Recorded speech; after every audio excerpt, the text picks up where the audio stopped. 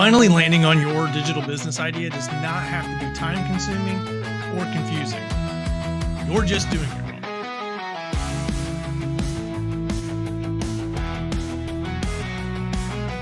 One of the biggest mistakes that people make before they even really start creating, a digital business is subscribing to this myth of clarity through consumption. And what that means is you spend so much time consuming videos, consuming content of any kind, books, audio, video, whatever that looks like, trying to hope, or rather, hoping that inspiration and a clear path just pops up. It's just created out of constantly immersing yourself in all the different possibilities of the kinds of businesses that you might be able to start. And this is really one of the biggest reasons that people get stuck in step one, let's call it, of creating that digital business for themselves. It's you're spending so much time trying to absorb the digital business or the digital entrepreneur industry, or category, and all of its different facets, that you make it virtually impossible to really land on one idea, stick to it, and move forward. And part of that is is because you're doing all this research to avoid making a decision, or rather, to avoid the potential of making the wrong decision. And that is no way to get started. As a matter of fact, you're probably guaranteeing either failure or never accomplishing your dream of a digital business that supplements your income, takes over your 9 to 5, whatever that is. The likelihood that you actually succeed with it is probably very low, because you're not focused. And thinking that you're focused on, well, I'm trying to create a digital business. Yeah, okay. But you're probably, you might be going about it the wrong way, and in thinking about it uh, a little too broadly. Rather than digital business, why not think about it in the sense of, I want to create this kind of digital business, this kind of digital business that serves these people. That's very, very different than, well, I just want to start a digital business, something that I can do to supplement my income and maybe get rid of my 9 to 5. One has, a purpose, but maybe a weak purpose, and the other has a much stronger purpose. And because the purpose is stronger, there is a higher likelihood of consistency, stick with itedness, and conviction to see it through than with the first one. With the first one, I want to start a digital business that, again, supplements my income or helps me get rid of my 9 to 5. Like, you have the world is your oyster in what you could do. And it was easy to get into any one of those vehicles and pivot when things are tough, or when things don't quite go the way that you may have hoped, and pivot to something else and then start back over at zero. And if you're constantly starting back over at zero, you are not making the kind of forward progress and forward momentum that you're looking to do in order to have your goal of a lucrative side hustle, getting rid of your 9 to 5. You may learn some skills and pick up some things along the way, but but you're starting over from scratch every single time. And because the purpose is weak, the higher the likelihood of pivoting. But if you could narrow it down into what is it that kind of resonates with me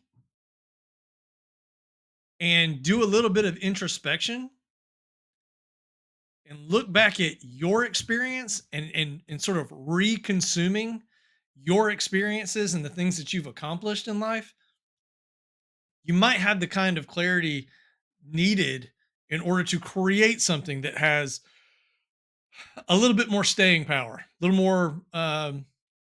little more purpose behind it that is going to give you the fuel that you need to push through barriers, to continue on when things get rough, because you've now identified what it is that you're truly trying to do. And it's not just make money. It is to be of service in a particular way. And that will resonate not only more with you but more with your potential audience. Now, this is something that really resonated with me coming up, and it's I feel as though I probably went down the same paths that a lot of maybe even you have gone down when it comes to buying into this idea that it's going to, I don't want to make any moves until I'm pretty sure that going down that path is the right one. And then going down that path and then it being wrong and then switching and then switching and then switching. And it wasn't until I just stopped and go, okay, who is it that I resonate with and that I feel like I have some experience that I can use to serve? Well, let's back up. What experience do you have? And going through that introspective journey and really kind of trying to dissect the accomplishments and things that I've been able to do over my life that I would be able to articulate in a particular fashion to people that may add value is where things really started to get interesting for me uh, in creating digital businesses. And so, what we've done in the Cohort IV is created a Find Your Purpose workbook. And one of the things that I want to do today is go through a section of that workbook to give you some insight as to what we're talking about. And one of the things that I hope people remember in this as you're going through it is give yourself grace, give yourself the benefit of the doubt, give yourself credit where credit is due when it comes to analyzing your accomplishments. Get into an aspect of no accomplishment is too small. No accomplishment is too insignificant. That is where the gold is, and it's kind of apropos that the exercise that we're going to go and do here in just a second is called mine your past gold. And by dissecting and being introspective and really writing down those things that you've done that could potentially help others gives you a framework that helps with the rest of the workbook actually to by the end of it create what's called a purpose statement. And having that purpose statement is your guiding light as to the meaning of your business, the messaging behind your business, the audience that you're serving for your business. That one thing resonates throughout your business and really gives you direction on what to do next, which can be very hard to do if you don't. So let's get into it and let's see if we can't hopefully help you overcome this obstacle of figuring out what in your past you might have been able to overcome and create a product or a viable business, but ultimately getting you one step closer to having that purpose statement that guides what you do every day through your business. So let's get into it. Okay, so here we have chapter three, exercise one of the Find Your Purpose workbook.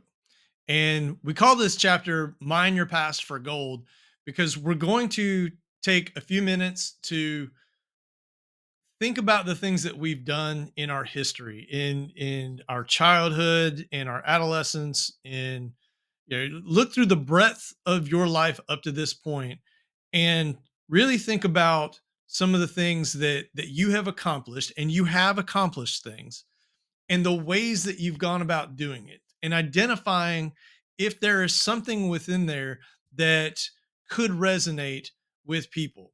Now, the thing to kind of remember in all of this is that this is as useful as you're willing to make it. So do not at any point downplay any of your accomplishments. Riding a bike may not seem like a huge accomplishment, but it is. You went from not having a skill set to having a skill set. You went from not being able to do something to being able to do something. There's real value in that, and there's potentially real value in something like that for other people. So don't discount any of the things that you've been able to do. And it's going to take a little bit of time. But one of the things that we wanted to do with this particular chapter was to provide with some thought provoking questions in order to kind of uncover some of these accomplishments.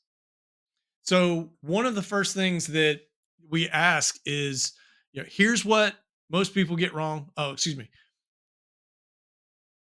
So, here's where we kind of start. What did you used to suck at?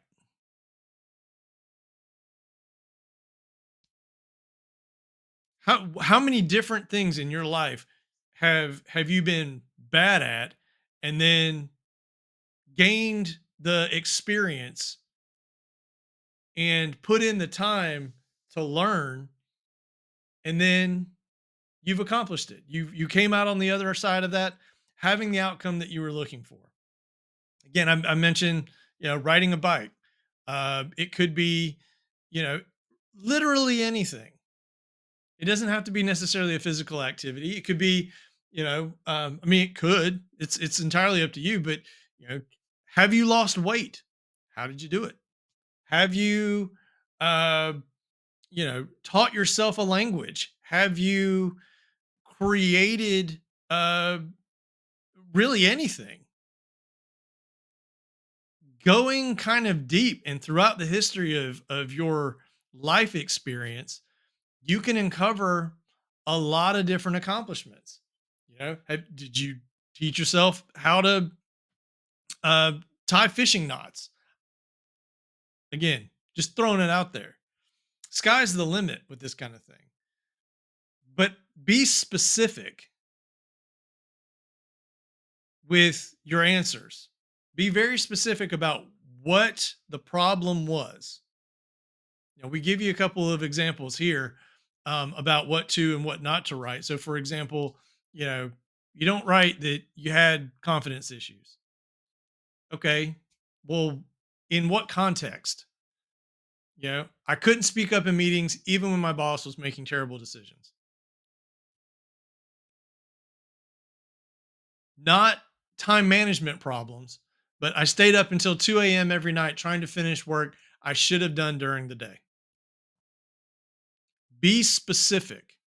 The more granular you can get, the more you can use that, the more that it's going to inform what possibilities you have in terms of turning the solutions that you have for those problems into something that you can turn into a business.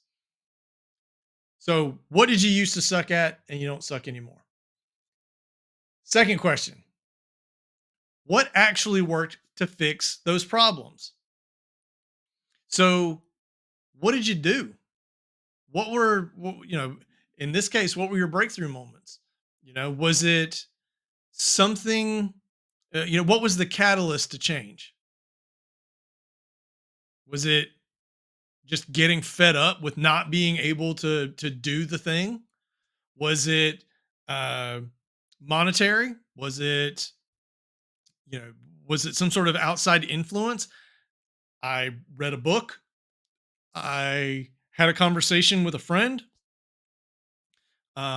I asked a mentor, like, what are the things that turn the tide, so to speak, to getting to the point of this started my journey towards a solution. Number three, and clearly I've got an edit here. Um, what would have saved you years of pain? If there had been a tool, if there had been a uh, a book, if there had been a guide, if there had been what could you have used, or what could you have said, I wish I had had this back when I had that problem to help me through it, I would have been able to get through it so much quicker. And this kind of uh, leans into how you may specifically learn. So think in those terms as well. You know, whether it be experiential, audio, video, like any of those forums. Like if I had had a place that I could go to where I could have a meeting with a group of like-minded people, things of that all of those things are valid. All of those things have the potential to be monetized. So what is it that you could, or rather wish that you had had back then to get you through your problem quicker? But here's what we don't want you to write. Okay. You don't really want to write anything down that's, just too personal and too traumatic to talk about in public.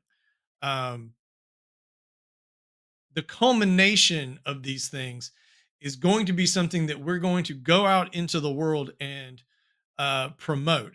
But if it's too traumatizing still, then don't do it. Don't, it may be valuable to somebody, but if you're not able to show up, then you're not going to be able to really connect with people, because I mean, especially if it's too traumatic, and you're offering a solution, say to trauma in some case,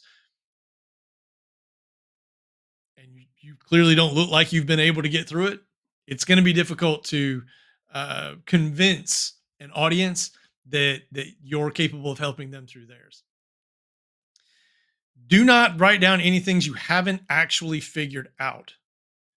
This is where imposter syndrome rears its ugly head all the time. You have to be able to show some competency to build trust.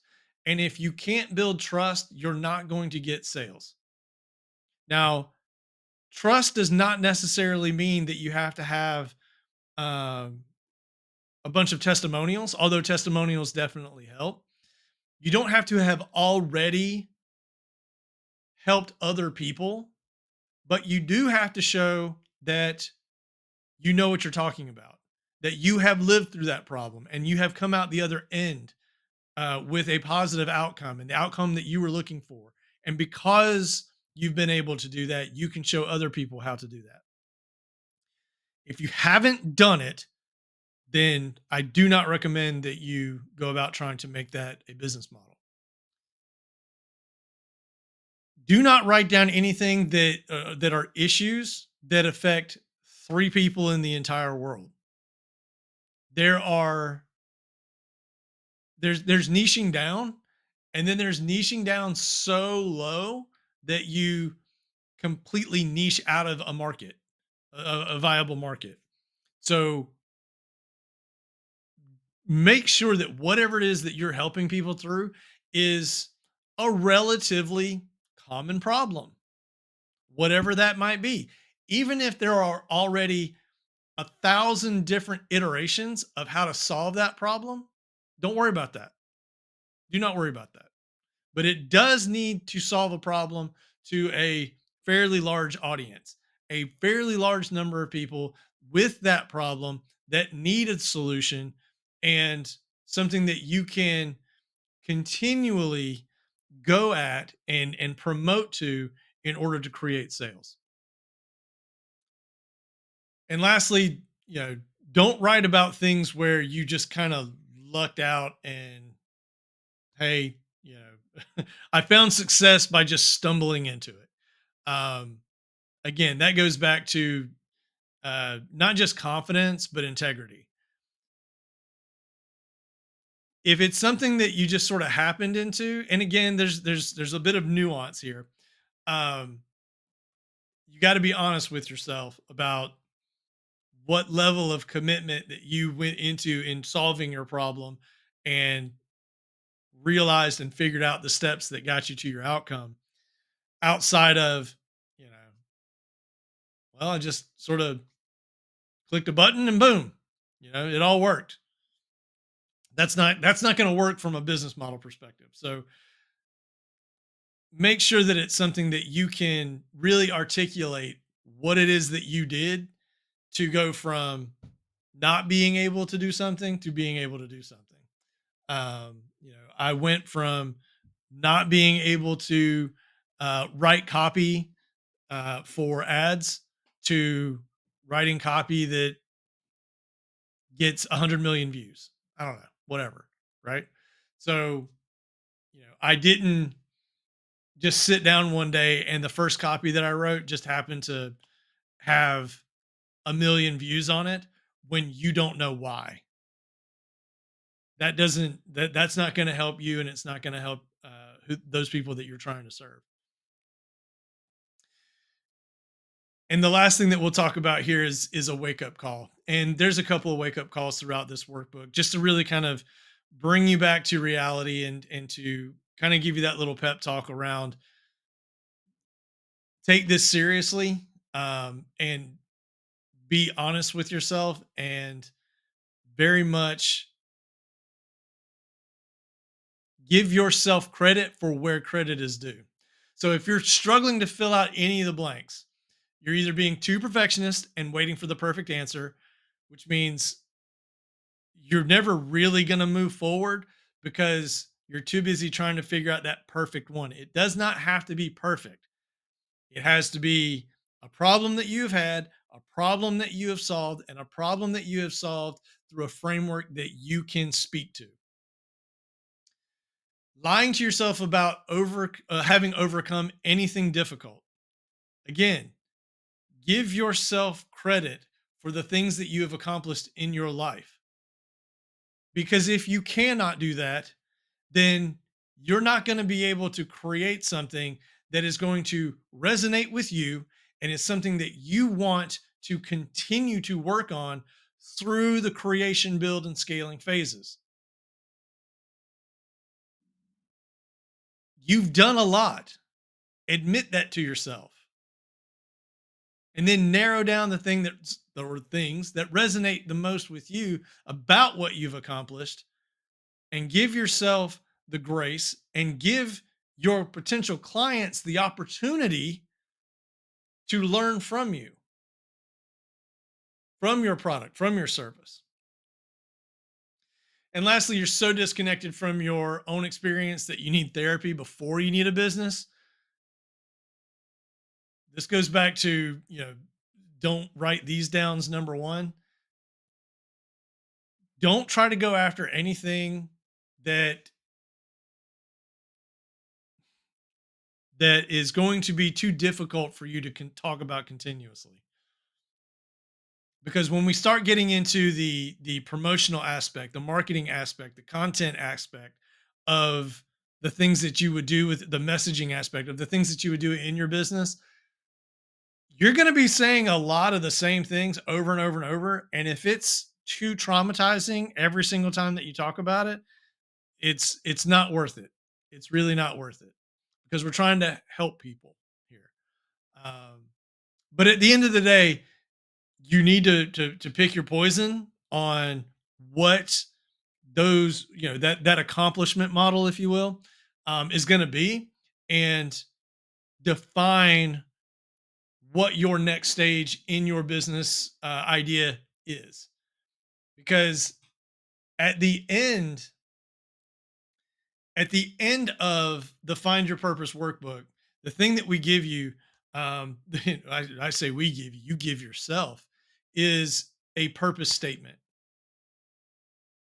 By going through these exercises and by channeling these achievements and really getting them down on paper and looking at what you've accomplished and how you've been able to do it, you will be able to create a purpose statement that is going to drive you forward in the direction of a meaningful business idea.